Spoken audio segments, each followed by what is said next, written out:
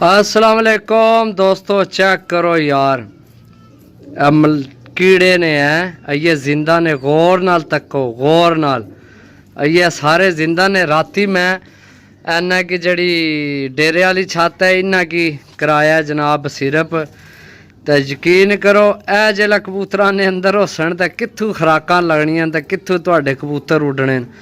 तो काफ़ी भरा जनाब पुछने भी के इस्तेमाल करने हो भरावो, जेल्लै भी असी कबूतर लैके आने पहला दिन की ओए होए मेरे हत्थ खारिश भी होने लग पई। ओए मैं इन्हें कि थल्ले सट छोड़े, चेक करो ये कुछ भी नहीं भाई, ये कुछ भी नहीं। इस तू ज़्यादा ये मैं सफाई की है, उथे रुड़ गए ने कोई अंदरों साफ की है, ये अंदर भी बड़ा कीड़ा पे है, ये है भी जिंदा न। चेक करो, सही है। यकीन करो दोस्तों, अगर कबूतरबाजी करनी है कबूतरा की समझो, सही है। जितना कबूतरा की समझ सो तो समझ लग सी कबूतरबाजी नहीं।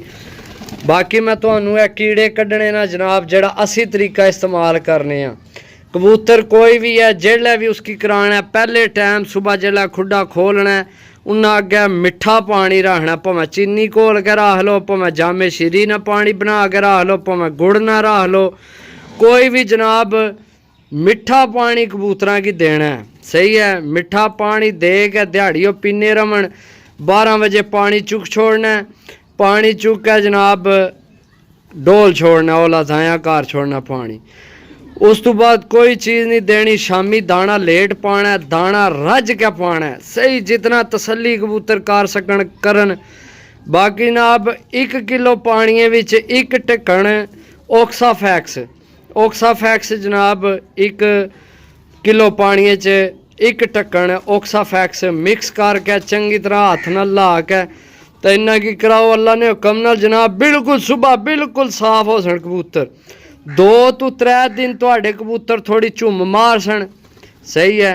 फिर उस तो बाद तुसी जड़ा दाना पानी पाना इंशाअल्लाह कबूतर अपने पूरे वजूदां विच कायम तैम हो जासन। बाकी जनाब भला तो हर टाइम सोची ने तुहाडा, तो हुण ना तुसी वीडियो देखो या ना तुसी अमल करो तो वही गल है। मैं तुहानू लाइव सबूत दा छोड़िया, चेक करो